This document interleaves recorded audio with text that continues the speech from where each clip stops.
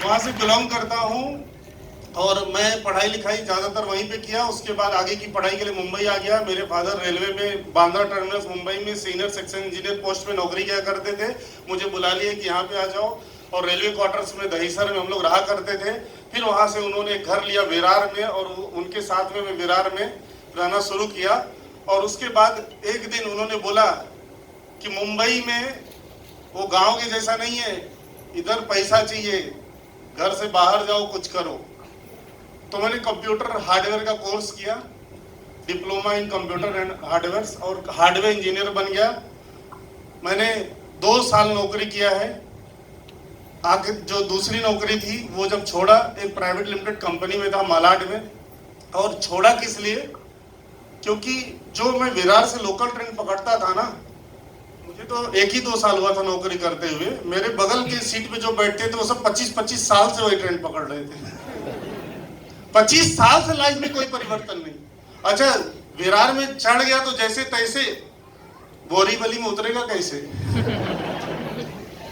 बहुत मेहनत, उल्टा कभी कभी उतरना पड़ता था। तो सारे, और कई बार तो जान बच गई, ऐसा लगा कि आज जिंदा आ गया घर पे। तो मैंने 2 साल बाद तय किया कि मुझे लोकल ट्रेन के धक्के से निकलना है। घर वालों के नाराजगी के बावजूद भी मैंने नौकरी छोड़ा, पहला काम छोड़ करके फिर रास्ता ढूंढा।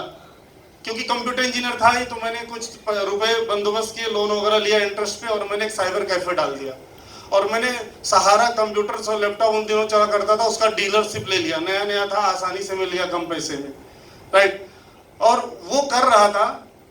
तो मैं विरार, क्योंकि मेरे सारे क्लाइंट मुंबई में थे, तो वाया मुझे नए क्लाइंट मुझे मिले जिनके फैक्ट्री में कंप्यूटर खराब था और उनका इंटरनेट नहीं चलता था। तो मुझे जिसके द्वारा मिला, मैं पहुंच गया वहां पे।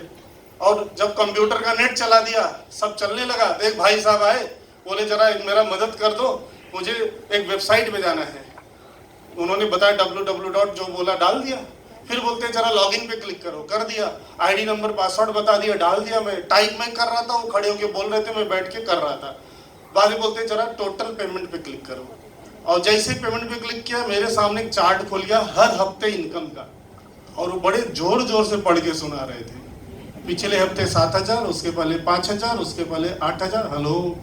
और जैसे जैसे वो पढ़ रहे थे, मेरा बीपी।